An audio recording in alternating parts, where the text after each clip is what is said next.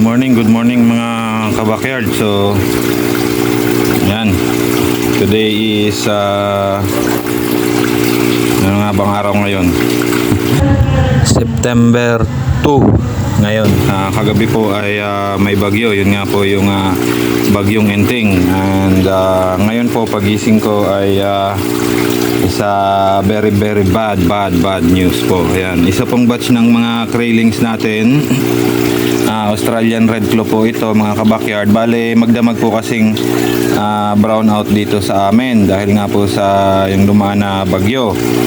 Although meron naman po akong battery operated na mga aerator, kaya may aerator pa rin. Ang problema po sobrang lamig ng panahon.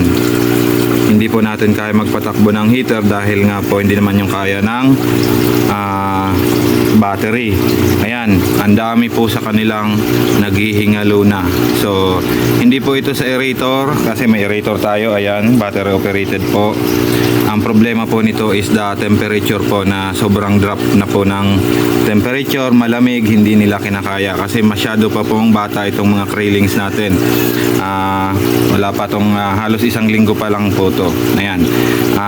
Ito po, shout out po doon sa nung may nagkaraan po kasi may nagko-comment sa akin, sobrang nagmamagaling na hindi daw po kailangan ng heater ang mga Australian Red Claw, especially ang Krailings. Mabubuhay daw po sila.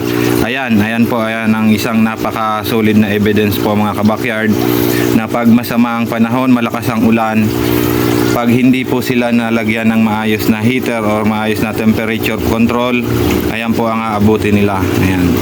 Nakakapanghinayang mga kabakyard kasi buhay na sana to. More or less mga 200 piraso po ito, kaya lang parang iilan na lang yung gumagalaw. Ayan. Marami na po sa kanila ang higa na. Nakakalungkot. Dito marami pa po yan dito, yung mga nakasiksik po dyan sa mga grass, sa mga plants. Ayan, shoutout sa iyo kuya, sana napapanood mo ulit to kasi ang lakas mo mambash doon sa post ko na heater, na never naman daw ngangailangan ng heater ang isang Australian Red Claw. Ayan, so ano po ang kailangan nito kung hindi po heater mga kabakyard sa tingin nyo? Kasi may aerator naman po to, 24/7 umaandar po yan. Yung battery po niyan ito, ayan. Actually matibay, makunat na klase ng battery yan kasi yan po yan ang battery ng drone ko. Hindi po yan kayang lubatin ng magdamag lang.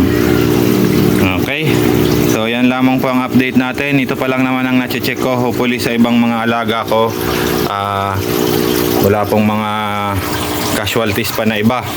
Hindi naman po ganun kalakas yung hangin dito dahil sa bagyo, kaya lang sobrang lakas po talaga ng ulan kagabi mga kabakyard. Halos hindi na talaga ako makalabas dahil lakas ng ulan. Yan, thank you. Update ko na lang po kayo sa mga susunod nating video.